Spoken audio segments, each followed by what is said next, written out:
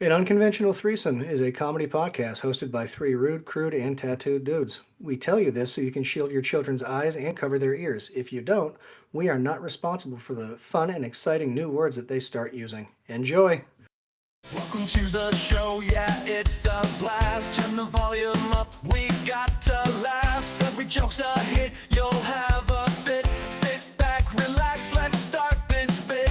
Tuned in live from the internet's heart, where every word is a work of art. Comedy gold, it never gets old. Jump aboard, let the fun unfold. So did you say the bear was wearing a sombrero? Oh, we're live? Welcome to an Unconventional Threesome, a conversation podcast hosted by three people who have no business having a podcast. My name is John, and I am just as surprised as you are that we made it to episode 23. This is D Money, here with the sex appeal, of course. I'm MK, and I'm here for the class, I guess. Jay's here too, and I'm pretty sure the bear was wearing a fez.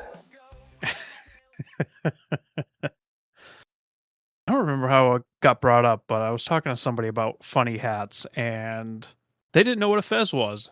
And I had to tell them it was the funny little hats that the Shriners wear in their funny little cars in parades. Well, until 5 seconds ago, I did not know what a fez was, so... You really don't see him unless it's ironically in a movie somewhere. Yeah, I would not disagree with that. Kind of liking starting this shit show with some jokes. You want to hear some shitty jokes? Yes, the only please. kind we roll with. You don't have a choice. I'm doing it anyways.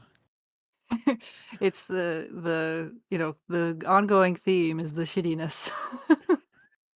What's the difference between Elon Musk and a lemur? Elon made an electric car, and a lemur made a gas car. Oh, Jesus, tap dancing Christ. I probably could have said Madagascar. That's closer to what I was going for, but It's exactly Yeah. what I heard, so it wasn't lost on me. And the funny story, obviously, is I was thinking of King Julian when you mentioned lemur. what did Simba say to the slow bus driver? Mufasa? Bingo! What kind of doctor is Dr. Pepper? A doctor of spice. A physician. Sweet Jesus. What do you call a cult that's hard to get into? A difficult? Bingo. Wow, you're killing it, Jay. 2 in a row, kinda. This one's kind of a thinker. When I heard it, it took me a second, but then made me say, oh, Jesus Christ. How do you get a nun pregnant? You fucker.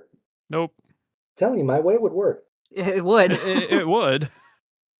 You have the altar boy sit on her lap. Nope. Whoosh. Oh, good God. That's wrong. On a couple of levels. The priest put his pee-pee in the altar boy. Gravity, MK. Okay. It doesn't work like that, but Hey, you can get pregnant off a toilet seat, right? Nope. Only if you're doing other things on it. Is the toilet seat going inside? Then no. All right, let's start this shit show. What is your go-to move when you're walking in unfamiliar territory and realize that you're walking in the wrong direction? Honestly, if I'm really that worried about it being awkward, I act like I forgot something and turn around.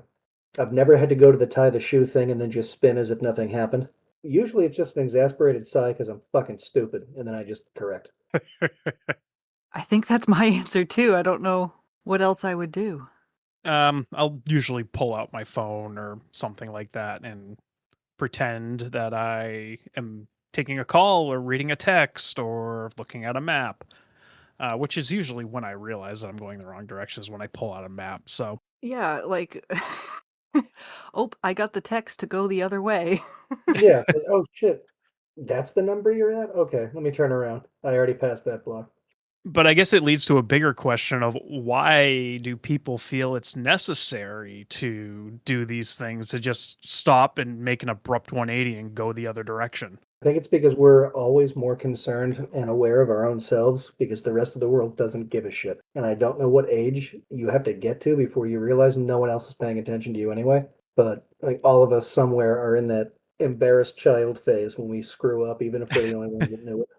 Well, you say people aren't watching you, but I am very well known to people watch. So Oh, people like us are watching everybody and judging every fucking move, but normal people are probably, busy with their own lives. most people, So, normal people. Yeah.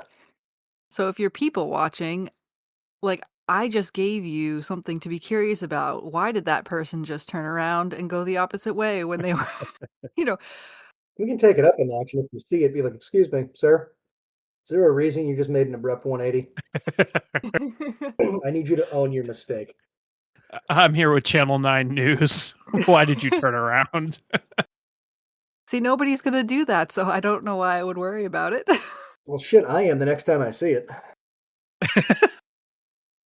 Yeah, I do agree with you that most people are just so absorbed in their own lives. And it certainly has helped that situation with cell phones where people aren't even fucking looking up anymore. It is Yeah. baffling how more people don't just walk into traffic and get smushed.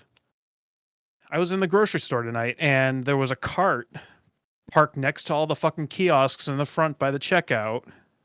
And then all the baggers stations and a cart. So we'll have two carts in a narrow area, and then some guy just standing in between them on his fucking phone. I'm like, "Ugh." So I turned around and went the other way. I didn't pretend to get a call though, Good for you. but I had to walk out in the cold, so I was still pissy about it. Man, you went to the grocery store without me. He had to pick up one thing. And I bought two. I bought 36 eggs. Outstanding. Paid $4,000 for them because Jesus Christ. Do you load your eating utensils in the dishwasher up or down? So this for me depends on what type of utensil it is. I put all my fork prongs down for safety, all my knives down for safety, and then usually spoons are either way, and then bigger utensils, so spatulas and that kind of thing, are usually up for cleanliness. When you say for safety, is that because you have an eye doctor subletting the room in your dishwasher? No, well, one time my sister pushed me into the dishwasher when we were younger, so I do not want to accidentally fall into a dishwasher with the fork prongs and knives up. Yeah, but she wouldn't be dumb enough to try to throw hands with you now. Nor would I be dumb enough to throw hands with her, so. Yeah, it wouldn't happen. So, yeah, for me, it's pretty much everything up. And let me tell you, so loading a dishwasher, now that we're on the subject of, This is a big subject. yeah. So, do you have a certain way you like to do it that's different than John? Because for me, Uh-huh. I get to a point that sometimes it's like, hon, just leave it on the counter. I'll fucking take care of it. I was banned from doing dishes for quite some time, and I think we've kind of just come to terms with I'm going to load it my way, she's going to load it her way. If she wants it loaded her way, she can get to it first. Yeah, because I think I have a little bit of a control freak in certain situations like this. So dishes in the dishwasher is one, but I'm trying to learn to let it go. And if it's not totally clean when it comes out, when John loads it, oh well, we can wash it again, or we. So the thing that gets me is it's the silverware caddy. And I don't know why, because I do the same shit. Rather than pulling the bottom tray out like a normal person so you can actually get to the spaces to put the silverware, I kind of reach in and put it in. And the wife, who used to throw javelin, is practicing that on a smaller scale with forks. So there's a bunch of holes in the caddies, obviously. I don't know how she does it, but she's able to get it to wedge sideways. So rather than vertical, the shit's fucking horizontal. And then it's a Jenga puzzle, and I can't get the shit out. And that's the one that gets to me. That's the only part that's a problem. Her method is the John method because I put them in specific in very specific places in a very specific method, and like John's just like, all forks, all in here, all spoons, all in here. It's easier to unload your way because for me, it's like I have two size spoons and two size forks. So if there's four sections, I can kind of keep them separate that way. Sometimes I do it, and sometimes after the second day, it's like I don't care anymore. I load all of my silverware down because it is closer to the jet streams that are coming from the bottom and therefore have a better chance of getting cleaner. And where MK and I differ exponentially is I will load the fuck out of that dishwasher. I will cram. If there's a small spot, it's getting fucking crammed in there. I don't give a shit. But I also pretty much wash the dish before putting it in the dishwasher, which I'm still not sure why I use a dishwasher at this point because they're pretty much washed when they go in anyways. Yeah, so I would say recently I've switched from your way to her way because at this point, rather than I'll try to be efficient with it, but I don't wait until it's crazy full anymore because I guess I'm believing the hype around you will use 5 times the amount of water to wash stuff by hand as you will to put it in the dishwasher. So even if you're doing 2 or 3 loads a week, it's easier or less water. So Yeah. it just takes too long. Mine takes a couple hours. Well, I'm trying to be better about rinsing my dishes off as soon as I'm done with them because obviously the food particles are still fresh and able Right. to be taken off easier. So I've been doing that fairly regularly, but I think that, like I'm making sure all the stuck on food particles are off. So I'm not necessarily washing the dishes, but I'm scrubbing the dishes because I don't want the cheese that's on my plate to also be washed on and not come off in the dishwasher. But I'm using the dishwasher to sanitize and like clean the dishes of germs and other things. So it's the soapy part. is it true that you use more to wash dishes by hand? You have to. Yeah. I don't know. If you fill up the sink and do it that way, I'm Googling it.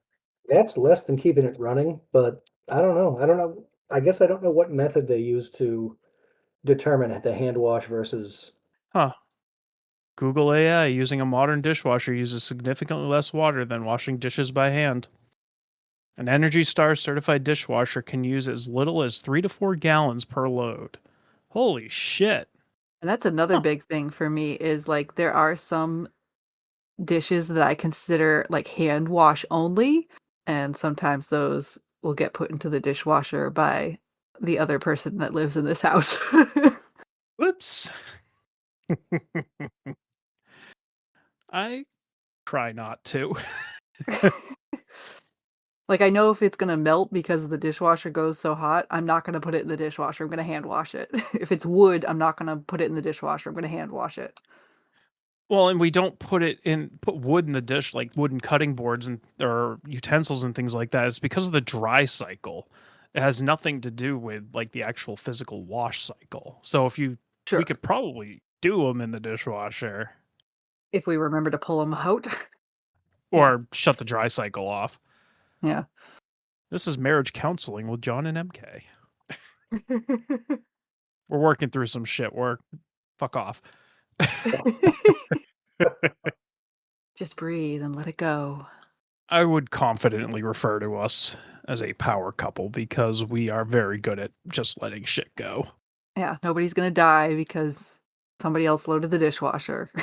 You don't know Yeah. that. What if they did it with the knife points up and someone shoves them into it? That could lead to a blown artery. Well, then I guess I'm proven wrong. Can't be right all the time. Is there an alcohol that you've consumed so much of that you can no longer smell or taste it? No. Meaning, if I attempt, there is no smell or taste there, or if I attempt, it turns my stomach and I have to go bye bye. Turns your stomach. Oh God. Anything I drank before I was legally old enough to drink fits in that category. Which includes Rumplemints is one I can remember. I think I'm pretty much in the same boat because I think all the stuff I burned myself out so fucking heavily on were all prior to me turning 21, except if the police are listening, then I was definitely over 21. Throw Jaeger on the list too. D loves himself some Jaeger. Well, I mean, I get it, but it hit that category for me. I think mine are Southern Comfort. I still can't drink Southern Comfort due to freshman year of college. Tequila, I'm able to drink that again, but for the longest time I couldn't consume it from when I was a senior in high school. I had a lot of it, proceeded to eat an entire box of Fruit Loops, and then puked a fucking rainbow. That was nice. That should be their new slogan, puke the rainbow. And what John's not telling you is he didn't take it out of the box or open the box. He just picked a corner and started. Plastic bag, everything. Yeah. It was a brand new box, and it was my buddy's dorm room that I was in, and that was his breakfast for like a week that I just ate in one sitting. You ate the whole box? Pretty much. I was Oof. very drunk. Okay, what about Goldschlager? Goldschlager's out. I can't do. I haven't tried, but I can't do that one. Yeah, in fact, that was a double whammy because there was a shot mix they called liquid cocaine, and that was Goldschlager and Jägermeister. So both of those on the list for me too. I haven't tried peach schnapps either, but I couldn't eat peach flavored anything for a very long time because it reminded me so heavily of peach schnapps. Peach gummy rings, for example. Yeah, I can eat them again. I really do. I'm back to enjoying them, probably too much, but I haven't tried schnapps in quite some time. Why did I try and get drunk off of fucking schnapps so much? I don't know. Peppermint schnapps, I've done that. What the fuck? It's supposed to be like an accoutrement, right? Like it's supposed to be accompanying something else. Yeah, and if you have a shot, it is just that a shot, not a bottle. Right. So MK, there's none that you couldn't drink. I don't think there's any that would turn my stomach and make me, no. Have you tried Malibu since you got alcohol poisoning? I don't remember. You don't remember that night either. Well, yeah. I mean, there must have been some left over, and I'm sure I finished it at some point. Commitment. I like it. That was probably tame or not the worst scenario for me, so I will go to the grave like with the excuse of I had breakfast and then strawberries and a salad, like literally just lettuce and vegetables for lunch. And then I don't even think I had my dinner yet, and I started drinking that. I just had no food in my stomach. Here, folks. Salad is bad. No. That's the way I took it. That's not the lesson. Just don't eat salad all day if you're going to drink later on in the evening. The first 3 words were "don't eat salad." Oh, God. It's true. Okay, don't eat just salad. ... Finish the sentence. First 2 of that was don't eat. So we should all stop eating? A couple of us probably should. All right, let's go to the fucking green room. Funny stories late at night. Every episode is a treat. Get ready for something sweet. Well, as our fine listeners can probably guess, sponsor this week is Dubby. Before I forget to mention it, very exciting news coming out of Dubby. They just had a massive restock, and I stocked the fuck up on it. I think I got 4 or 5 tubs inbound, so I will be vibrating from point A to point B for the foreseeable future. No, you won't, because it's jitterless energy. Bingo. But Dubby is running a special from now until the 30th of November that our offer code, which is AUTPOD, AUTPOD, gets you 30 fucking percent off your order. How fucking cool is that? And to get these delightful products, you just need to go to Dubby, DUBBY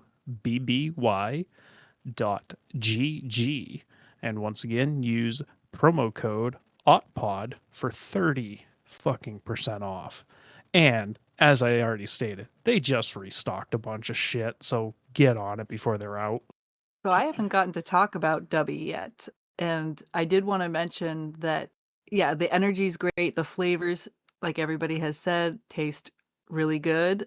I have tried the non-caffeinated hydration one because I'm always looking for different things to flavor up my water electrolytes wise.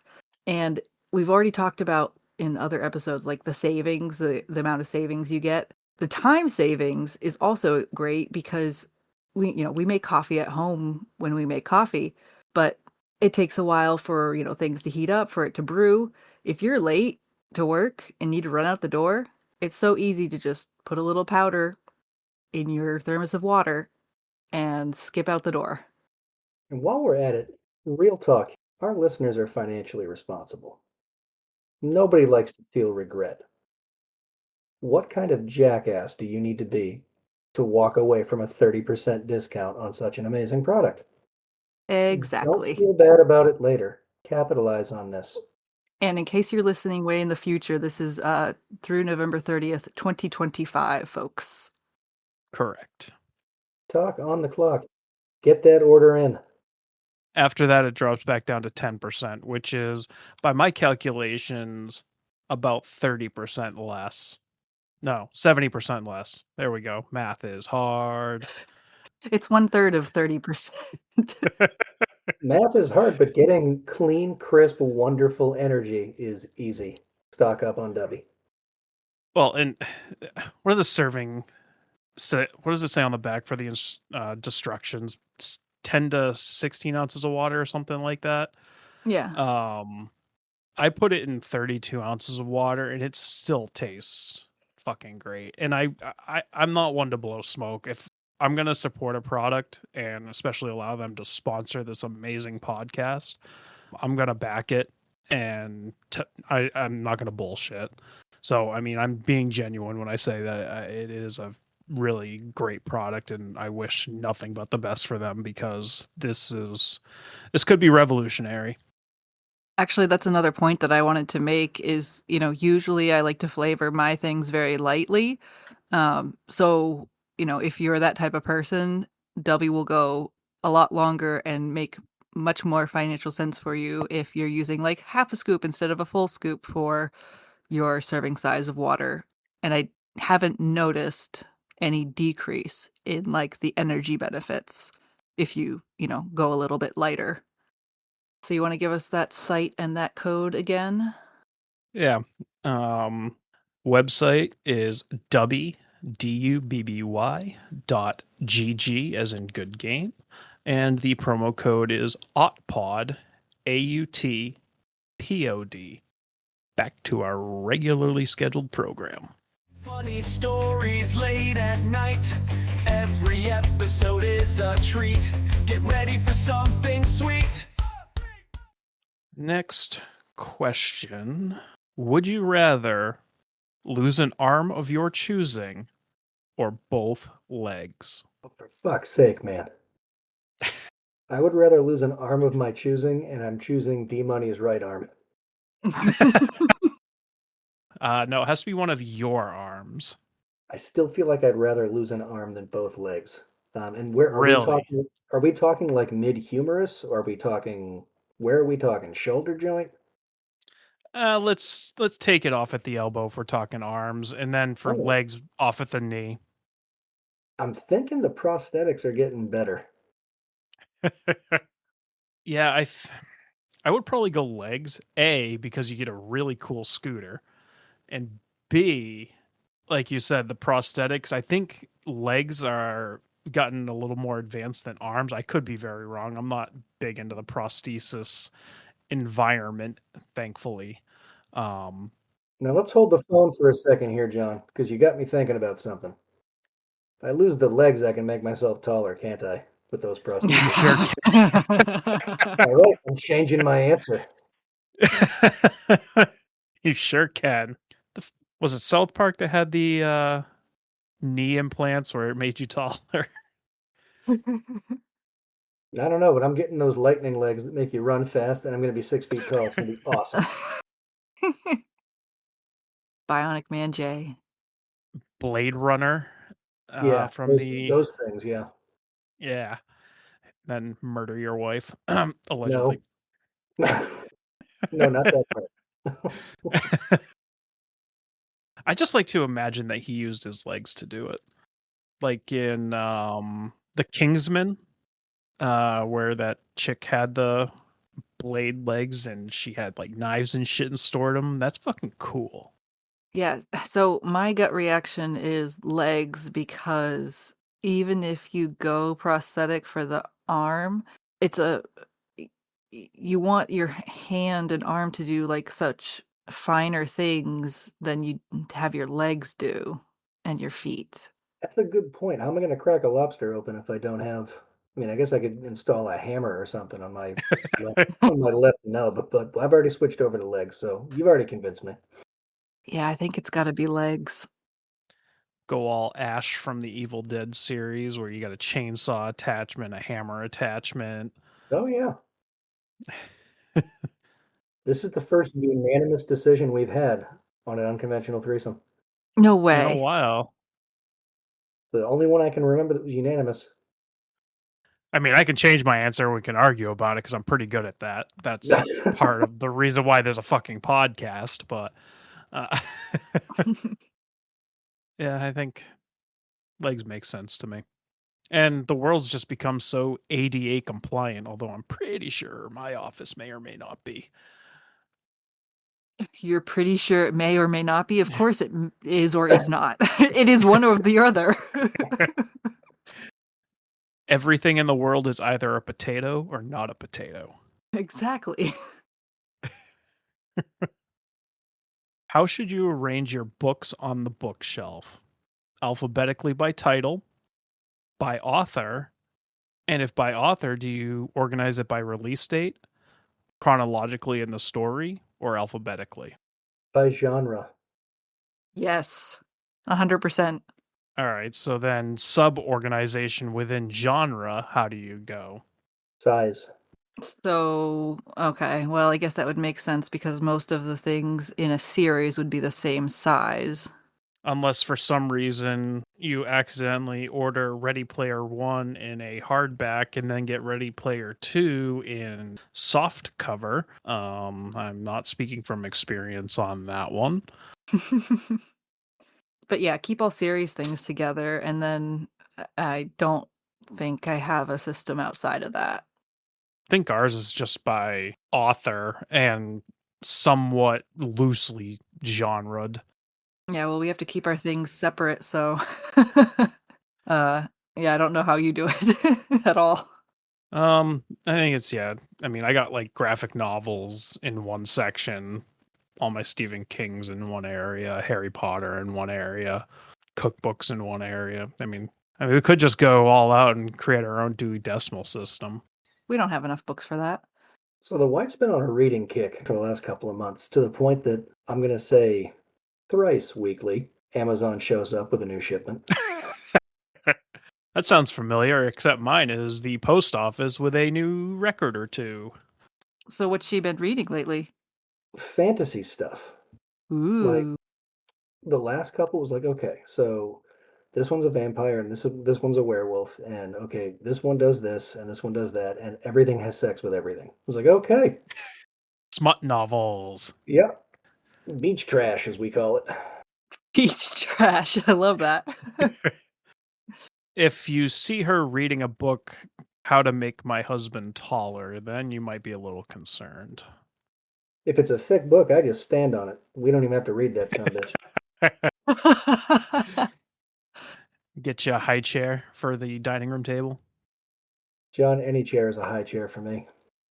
I genuinely enjoy high top tables whenever we go out to eat because I get to swing my feet like I'm a fucking child. That's not something I get to do ever in my life unless I'm sitting at a high top. For me, it's nerve-wracking because it's like I have to be perched atop of a ladder. And you gotta climb Mount Vesuvius to get up there. What is your favorite Adam Sandler movie? I'm asking this question not having a fucking answer to it. I was gonna say you should have sent this one to us earlier because I don't know. There's so many that are awesome. I know. It's gotta be either Billy Madison or Happy Gilmore for me. I was thinking the same thing because I grew up watching those movies on repeat, but I have to give a serious honorable mention to 8 Crazy Nights. I Yeah. fucking love that movie. Blended, I can watch that one repeatedly. I don't know why. I'm not a Drew Barrymore fan. Terry Crews is freaking hilarious, but just some of the crap that they put Sandler through in that movie, it got me going. I don't know. I haven't seen Blended. I think I've seen bits and pieces of it, but I've never watched it all the way through. Spanglish was one of his drama films, and then you got Uncut Gems, 50 First Dates. Uh, The Wedding Singer. oh yeah, that's another one. That was one of his earlier ones. What was Going Overboard was like his first breakout movie. I think it's really interesting because for our generation, the sillier Adam Sandler movies like Billy Madison, like Happy Gilmore, they came out when we were younger, and so like I think that gives us some appreciation. But the way that his movies are going now, it almost takes like a more adult turn and like different style and, like, different thinking about it, like, so now that we're adults, his movies are also growing into a different adult, more fashion or style. It's like the same generation of people can enjoy everything he's ever made. Right. Right. We can appreciate it more maybe, I don't know. I mean, look at Grown Ups. Yeah. And MK can attest to this. I get together with a bunch of my buddies from childhood. We've been friends for decades, and we act like a bunch of fucking idiots. And that's pretty much what happens in Grown Ups. It really does speak to our generation. It's relatable, right? Like, Right. my grandmother's not gonna relate to Happy Gilmore, but, you know. Well, she might if she's losing her house, and then your Yeah. uncle goes to play golf to win her house back. So I looked up to verify that Going Overboard was the Adam Sandler movie, and it is. But I'm sitting here staring at the screen. The IMDb score out of 10, 1.8. Rotten Tomatoes score, 11%. The Letterboxd score, 1.4. Reddit post, this movie is so bad, Adam Sandler himself is embarrassed of it. I have not seen it in so fucking long. Apparently, I need to watch it again to remind myself how bad it is. I feel like now we have to. Yeah. I'm pretty sure I've never seen it. I think I've seen it once. If we're gonna talk about movies, how does everybody feel about, like, M. Night Shyamalan? Sham-a-lama ding dong. I liked a lot of his stuff. His movie Signs, I'm pretty sure we've talked about it on this podcast before, that literally scarred an entire fucking generation. Yeah. The Village screwed me up. Oh, yeah. The one I didn't love by him, what was it, Lady in the Water? I'm not a huge fan of that one. I feel like there was another one that I couldn't get behind, but Oh, The Happening, right? I didn't mind The Happening. I really didn't. I think it was a decent concept. I think it was kind of overacted, if anything, but I didn't mind it. So I haven't seen them all, but, like, I don't think I've met a M. Night Shyamalan movie that I haven't liked. Yeah, Lady in the Water was just too fucking out there for me, and I know we have the book and all that shit here, but I don't understand it.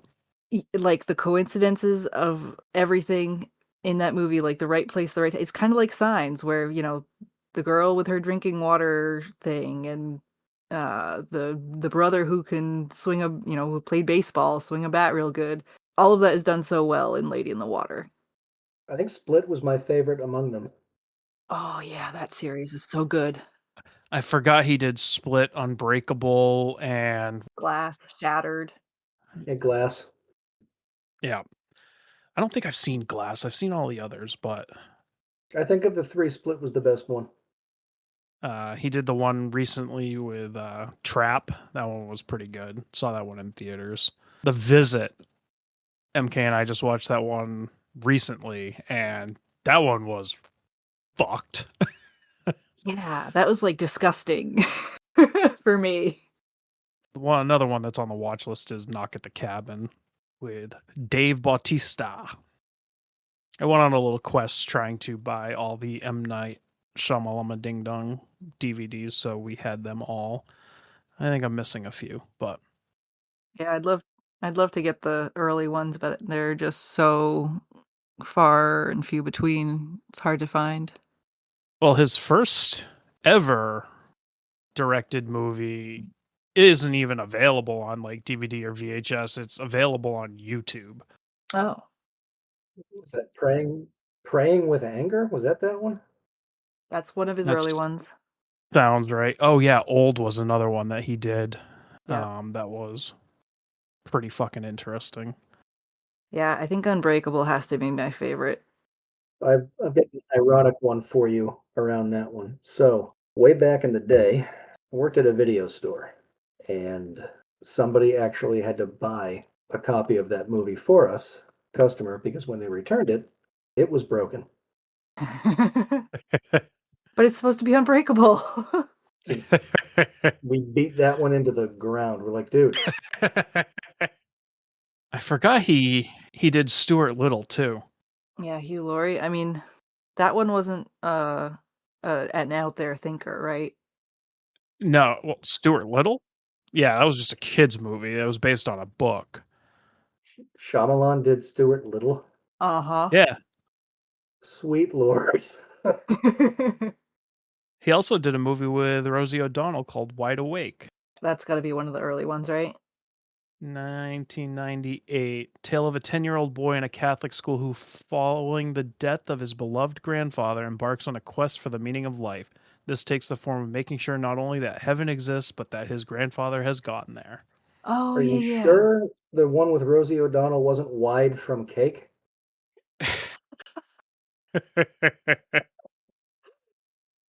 Huh, there's a lot more on this list than I remember. Caddo Lake, Caddo Lake, The Watchers. Apparently, I need to go on another quest. Yeah, and we actually have to watch the ones that we bought. Good winter project. Get snowed in and just watch a shitload of movies. Uh-huh. Yep. Do we predict that it's going to be a big snow year? Well, I was able to fix my snowblower, so probably not. Okay. But, as you know, my parents are in a position that I am their snow removal. So yeah, we're gonna get a shitload. You've both saved us and doomed us. Yep. I tried to cancel them out, but All right, I'm done. I want to go to bed. Thank you for joining us on this clusterfuck of an adventure. We appreciate your patronage and listening to us just bullshit for 45 minutes. If you want to submit a question, you can email us at an unconventional threesome@gmail.com, or you can get at us on Facebook, or in most podcast platforms, you have the option to send us a text. And once again, you can visit our sponsor Dubby and use code OTPOD at checkout for 30% off from now until November 30th, 2025. Did I forget anything? so we should have a catastrophe coming up, I imagine. Shut Sure do. This week's Craigslist catastrophe comes to us from Mansfield, Ohio, titled Looking for Someone to Make Sports Bets on Your Computer for Me. I'm in Mansfield, Ohio. Something is wrong with my computer, and they say I'm not in Ohio, and one has to be in Ohio to bet on DraftKings. Asking if someone will make the bets on your computer for me. I'll front the money, and you'll get 45% of the winnings. Oh boy. This is John. This is D Money. This is MK. And Jay. See you in 2 weeks. Fuck the government. Bye, y'all. This podcast will make you proud.